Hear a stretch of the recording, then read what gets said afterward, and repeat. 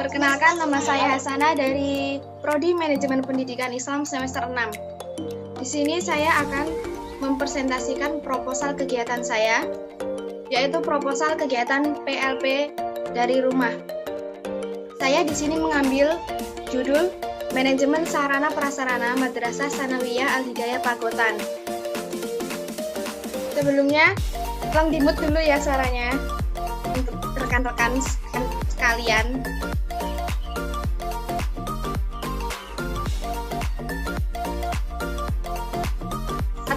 Dasar pemikiran dan kondisi madrasah. KLP integratif merupakan mata kuliah sebagai wujud dari Tridharma perguruan tinggi terpadu antara pendidikan dan pengabdian masyarakat sekaligus. Ia lahir dari kekuatan akan pentingnya pendidikan dan pengabdian kepada masyarakat yang dilakukan bersama, sehingga peran mahasiswa untuk mengembangkan bangsa sekalian bagi agen percepatan pembangunan terlaksana dengan baik. Mahasiswa sebagai sarjana dapat berpartisipasi dalam proses pembangunan.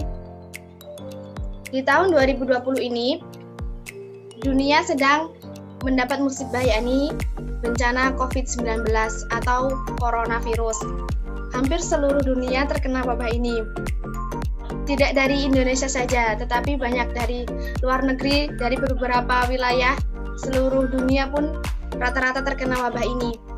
Kita berdoa semoga wabah ini cepat berakhir dan kita semua bisa melaksanakan kuliah secara tidak online lagi.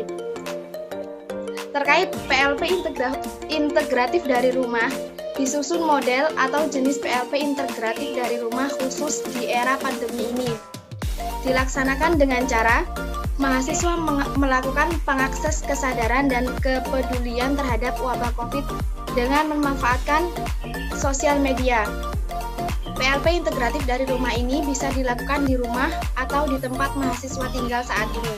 Pada kesempatan ini, saya sebagai penulis melakukan PLP integratif di MTS Al-Hidayah Pagotan, Peterongan, Jombang. Adapun kondisi geografis MTS Al-Hidayah Pagotan yaitu terletak di Desa Keplaksari, Kelurahan Keplaksari, Kecamatan Peterongan, Kabupaten Jombang, Jawa Timur, Indonesia. Keplaksari, Kecamatan Peterongan berada di sekitar 1 km dari Hotel Yusro Jombang. Lanjut, struktur madrasah MTS Al-Hidayah Pagotan yaitu 1 jabatan kepala sekolah yang di sini diketuai oleh Ibu Sultaniatul Amini, Shum. Kemudian wakakurikulumnya Ibu Elia Zakiyah, SPD, dan wakakesiswaan Nurul Jamilah, SSMPD. Kemudian wakasarananya yaitu Bapak Ihwanuddin, SPD.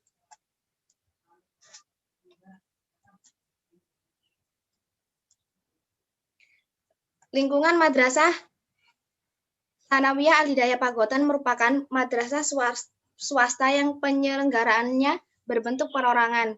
Jadi MTS Al-Hidayah ini tidak dalam naungan pondok pesantren atau yayasan, tetapi madrasah ini penyelenggaraannya berbentuk perorangan.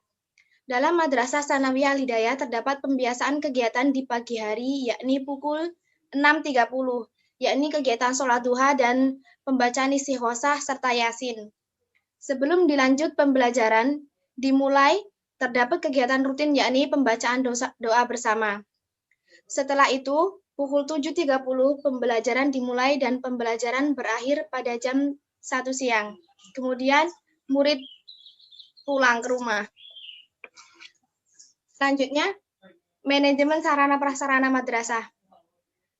Manajemen sarana dan prasarana pendidikan dapat didefinisikan sebagai proses kerjasama pendayagunaan semua sarana dan prasarana pendidikan secara efektif dan efisien.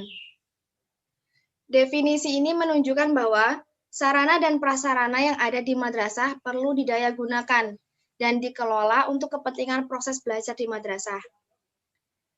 Manajemen sarana dan prasarana pendidikan bertugas untuk mengatur terselenggaranya sarana prasarana agar dapat memberikan kontribusi secara maksimal dalam berlangsungnya kegiatan mengajar.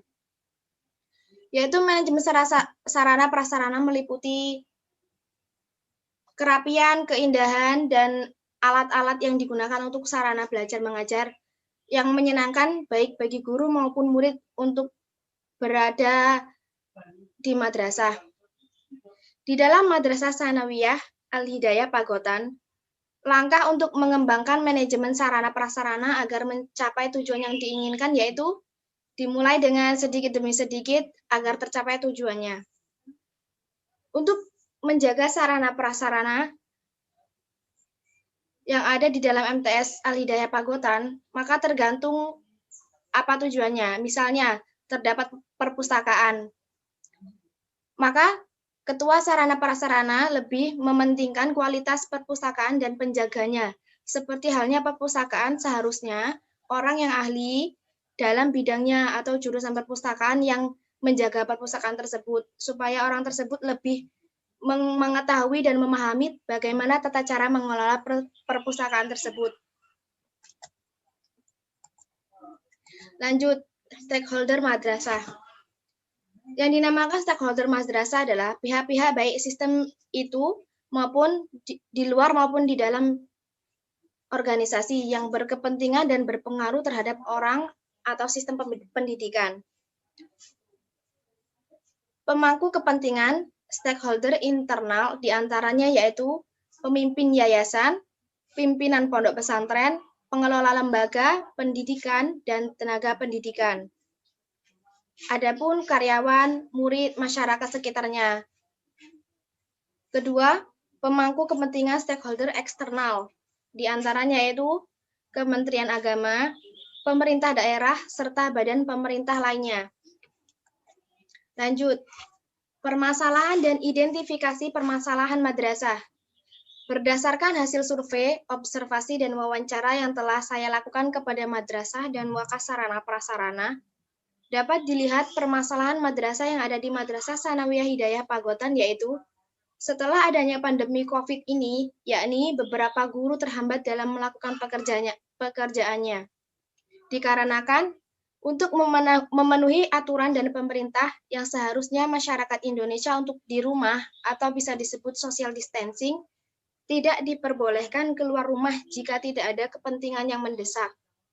Nah, di sini masalahnya yang lain adalah beberapa guru dari kampung yang tidak bisa belajar di sekolah secara langsung, tetapi melalui sistem daring, yakni belajar dari rumah, dengan adanya program kerja yang telah direncanakan oleh penulis, semoga dapat membantu masyarakat dan beberapa guru yang mengalami kesulitan saat pandemi COVID-19 ini.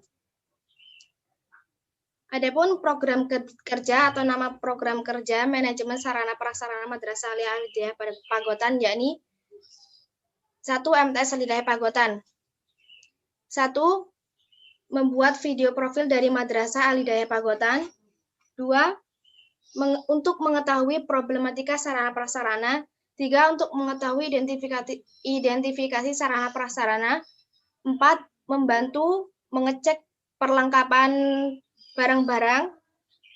Dan yang 5. Membantu waka dalam mendata barang-barang yang keluar masuknya barang-barang di MTS Al-Hidayah. Tujuan program PLP ini yaitu 1. Untuk mengetahui profil dari lembaga Madrasah Tsanawiyah Al-Hidayah Pagotan. 2. Untuk mengetahui problem sarana prasarana di MTS. 3. Untuk mengetahui identifikasi sarana prasarana di MTS. 4. Untuk mengetahui kelengkapan sarana prasarana, dan yang terakhir untuk mengetahui kelayakan sarana prasarana di MTS Al-Hidayah. Target program PLP ini yaitu 1. Target kuantitatif dan target kualitatif. Target kuantitatif yaitu dari seluruh program kerja yang penulis rencanakan adalah berbentuk waka sarana prasarana yang profesional, kreatif, inovatif, dan mengikuti perkembangan zaman. Dengan adanya program kerja tersebut, dapat menambah pengetahuan bagi seluruh pihak yang diajak untuk berkoordinasi dalam PLP integratif dari rumah selama pandemi ini. Jadi, target kuantitatif di sini yaitu kita menambahkan wawasan bagi kepala sarana prasarana yang ada di sekolahan, supaya bisa mengembangkan sarana prasarana itu dengan baik dan mengikuti bagaimana perkembangan zaman yang sekarang. Nomor 2, target program kualitatif yaitu 1. Terbentuknya wakas sarana prasarana yang aktif, kreatif, dan inovatif. 2. Terbentuknya wakas sarana prasarana yang berpengetahuan luas. 3. Terbentuknya wakas sarana prasarana yang mampu mengelola sarana prasarana di madrasah dengan baik dan sesuai dengan perkembangan zaman sekarang. Selanjutnya, pelaksanaan kegiatan. 1. Pola koordinasi. Dalam mekanisme pelaksanaan program kerja, diharuskan untuk melakukan koordinasi semaksimal mungkin dengan pihak-pihak terkait, terutama dengan madrasah. Sedangkan adanya pandemi COVID-19 ini, koordinasi yang dilakukan melalui media sosial atau WhatsApp, dikarenakan untuk mematuhi aturan pemerintah yang menganjurkan setiap masyarakat untuk melakukan social distancing.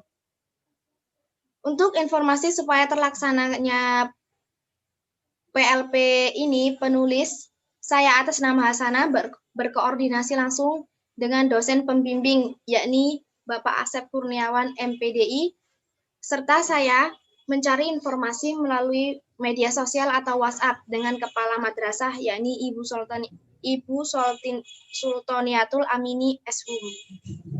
Oleh karena itu, untuk memaksimalkan kinerja bagi pihak yang terkait, saya selalu koordinasi dengan pihak-pihak yang bersangkutan mengenai PLP ini.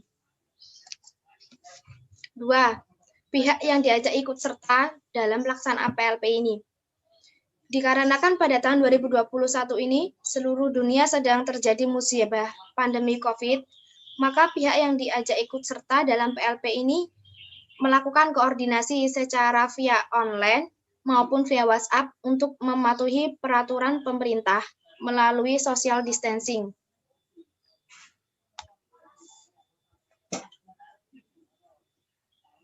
Bentar ya. Pihak-pihak yang diajak dalam pelaksanaan ini antaranya yaitu 1. Kepala madrasah, 2. Wakas sarana prasarana, 3. Staf TU, dan yang terakhir pesuruh madrasah atau tukang kebun.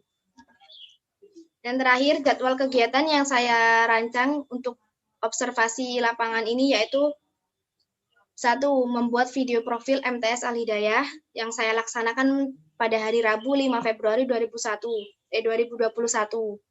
Peserta, saya sendiri, Hasanah. 2. Wakas sarana prasarana dan staf madrasah. Nomor 2. Observasi problematika sarana prasarana yang saya lakukan pada hari Kamis 5 Februari 2021. Yang pesertanya yaitu Hasanah dan sarana prasarana. 3. Observasi identifikasi manajemen sarana prasarana saya lakukan pada hari Kamis 5 Februari. Peserta Hasanah dan wakas sarana prasarana. Untuk yang nomor 4, membantu wakas sarana prasarana dalam mendata kelayakan barang. Saya lakukan pada hari Rabu 6 Februari 2021 dan pesertanya yaitu Hasanah dan sarana prasarana.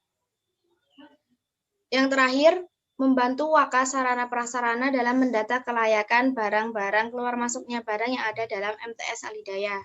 Saya lakukan pada hari Kamis 6 Februari 2021. Pesertanya Hasanah, 2. Wakas sarana prasarana, dan yang ketiga pesuruh madrasah.